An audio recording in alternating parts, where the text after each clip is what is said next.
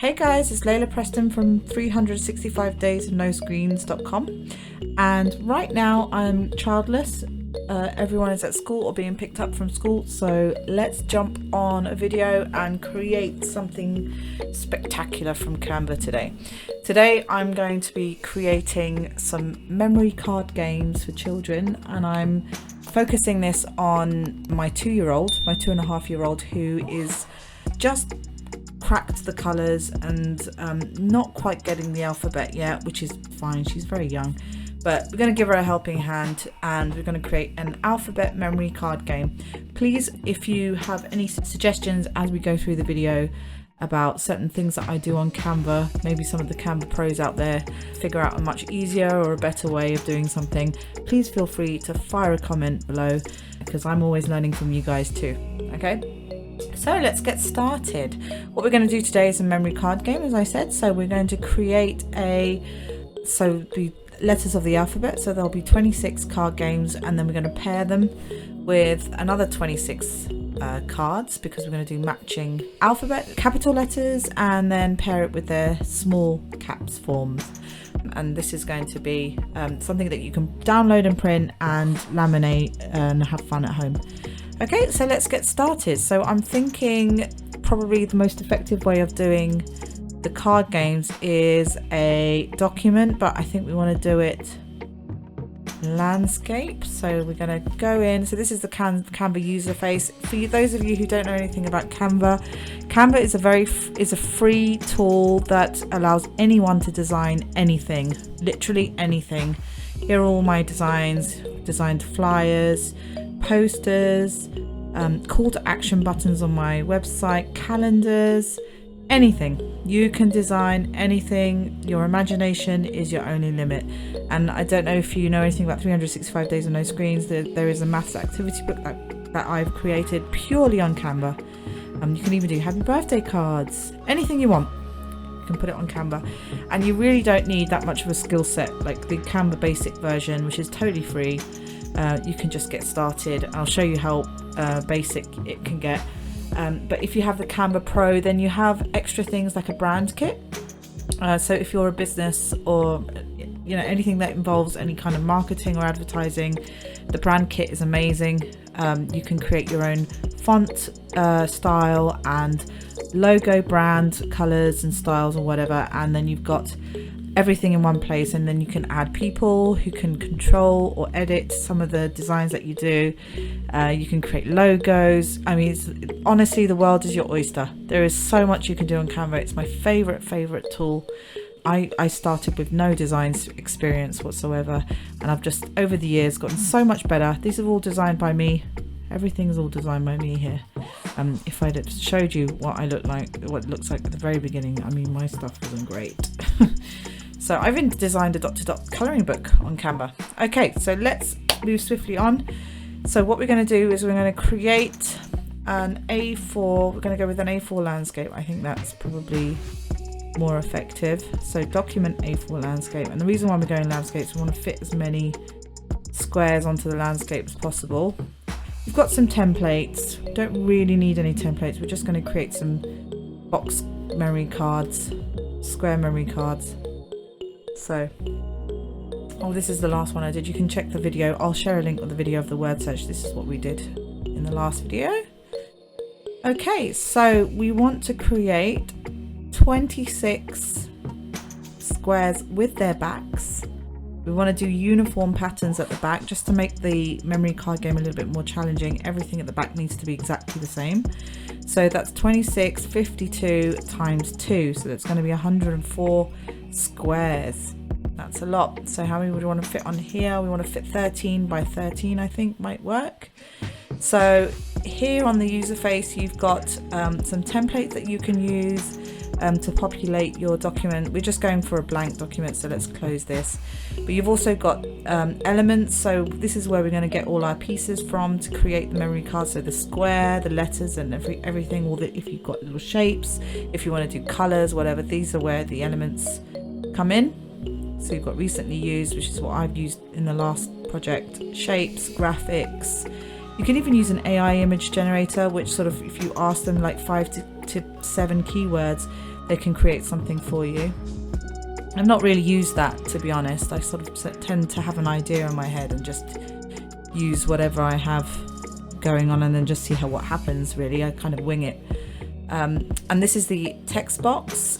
So this is where you add your text. This is what we're going to use for our letters, our capital letters. And then as via the brand kit, you can set certain fonts for your website, your brand, or whatever you use. You can set certain fonts, and you can also have pro fonts. Pro, I think, is $10.99 a month. So worth it. Absolutely worth the money. If you can fork out. Otherwise, you should get a 30-day free trial to try out all the pro fonts.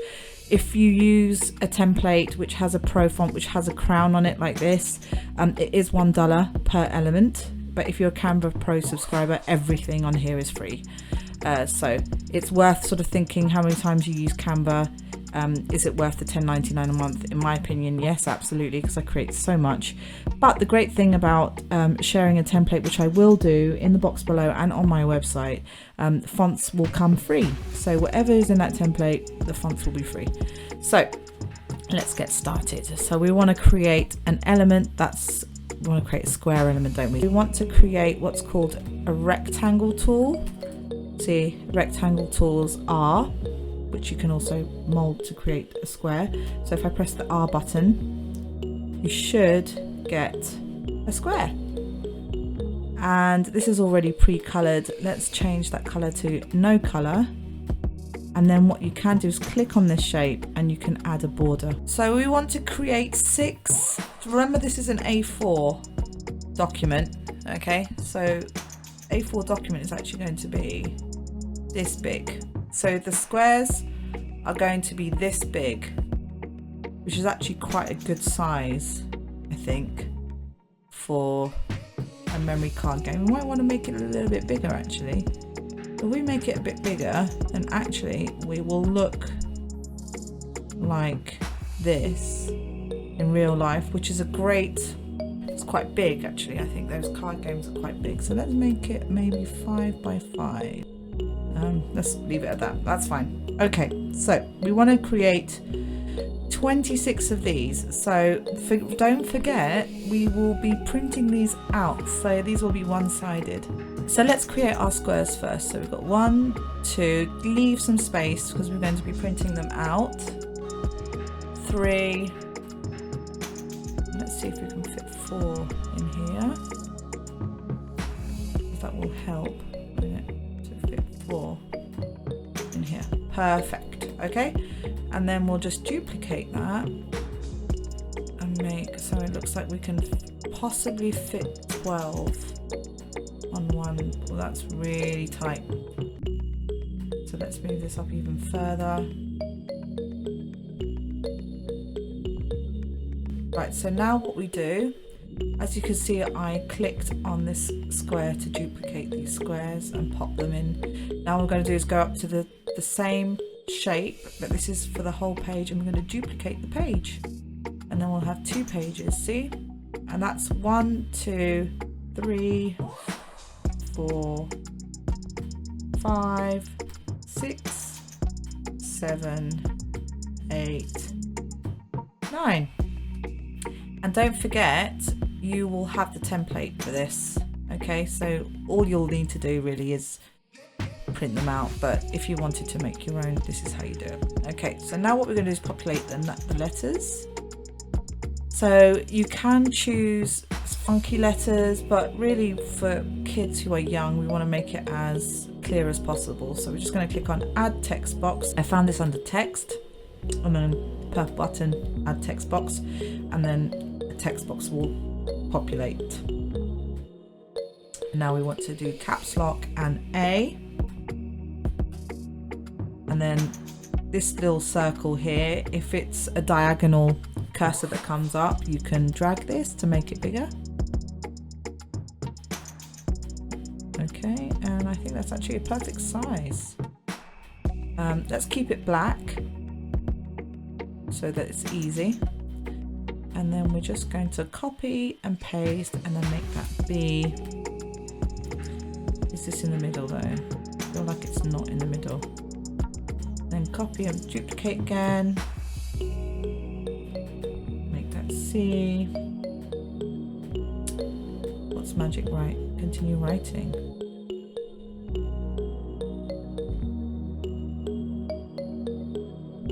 Oh, interesting. Okay. I feel like this is not in the middle.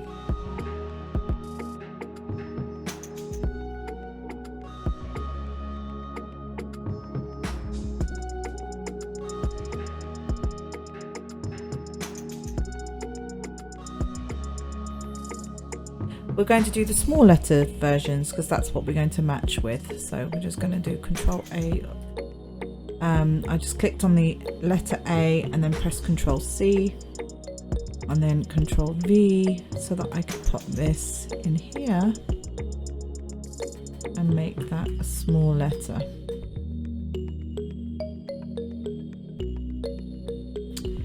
Now what I want to do actually is find a text which uses just the normal A. There we go. Okay. Right, so what I might do is just change all of these to pop-ins, and at the bottom here you'll have the option to change all. So click on that and that should change all the letters. Because we want to keep it simple for our 2-year-old. I think the way that I write A actually might be a bit confusing. I'm just going to realign these letters. Okay, and then we'll just continue to duplicate and do the small words. Now I've noticed that the L and the I are the same, so I'm going to find one which has a normal I with 2 lines. We're on a winner. Okay, so we're going to use Recoleta.